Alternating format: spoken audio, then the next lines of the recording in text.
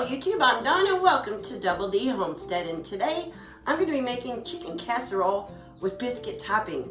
It's sort of like a chicken pot pie, sort of. So anyway, with that being said, come on in here and I'll show you how we make this. It's all stuff we should have on our shelves.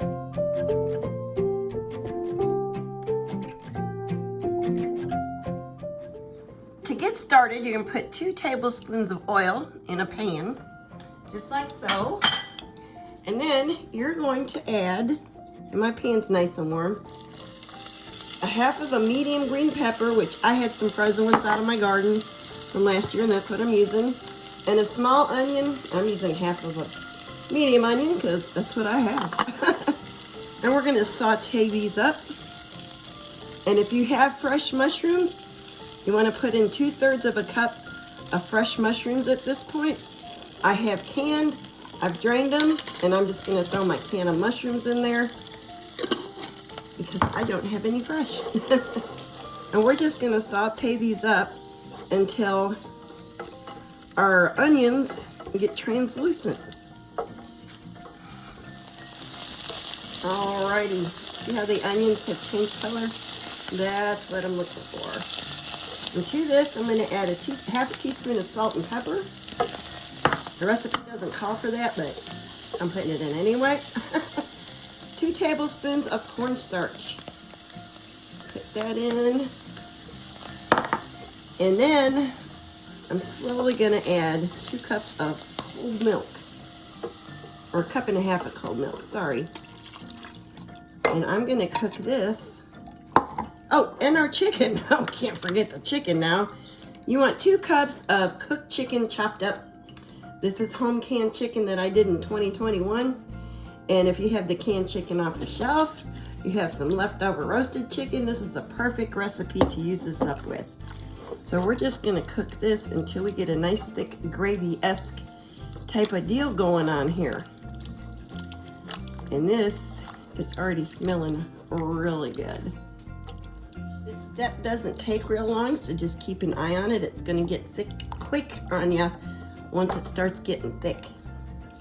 And mine's getting thick right now.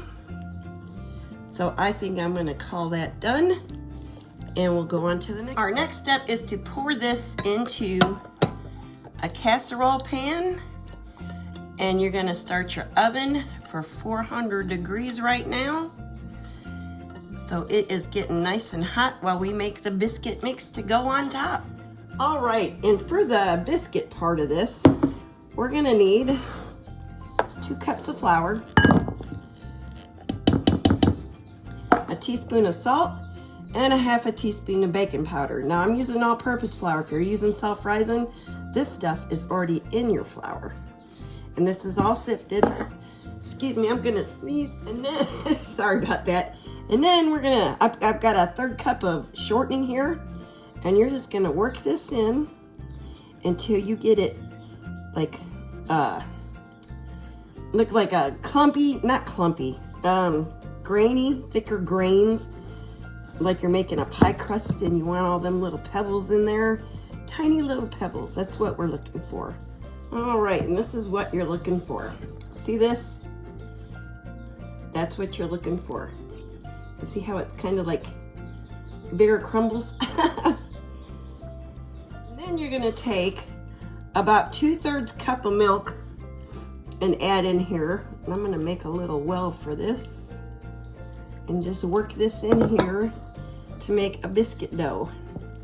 Now it says you can take this out and knead it a few times and cut it out in round biscuits if you want. You know me, I'm making drop biscuits because that's what I like. So I'm gonna do this and get this into a nice biscuit dough. Oh yeah, this is coming together very nicely. You hear the baby chicks in the background? It's like spring's here because the babies are here and there's more babies coming. The goats that be having babies before long. This makes you feel like spring when the babies are arriving. Does me anyway. All right. So I got me a biscuit dough here. It's not too sticky. And all I'm going to do now, I'm not gonna take it out and roll it because I like my drop biscuits. I'm gonna take my casserole pan right here and just drop me some nice biscuits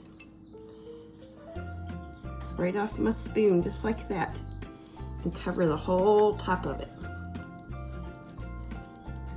just like so.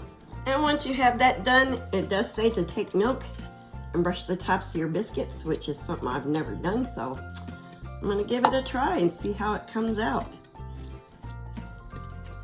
And once you get this part done, you put it in your oven and bake it until the biscuits are nice and brown and done. This says 10 to 15 minutes, and you know, it all depends on your oven and all that. So I'm gonna put these in the oven and I'll show you what they look like when they're done. And there it is out of the oven. See it bubbling? Ooh, it smells good. So I'm gonna brush this with butter because it's a biscuit.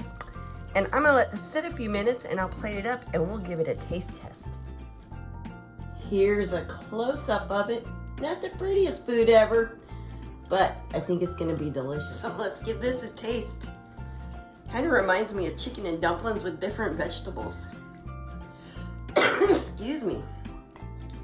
My biscuits come out good and done.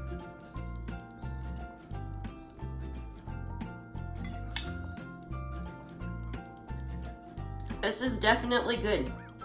And it does remind me of chicken and dumplings. I hope y'all, oh, I'm gonna let you know I did cook the biscuits. I would turn the oven up to 425.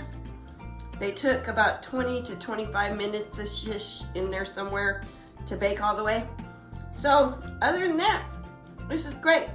I hope you like this recipe.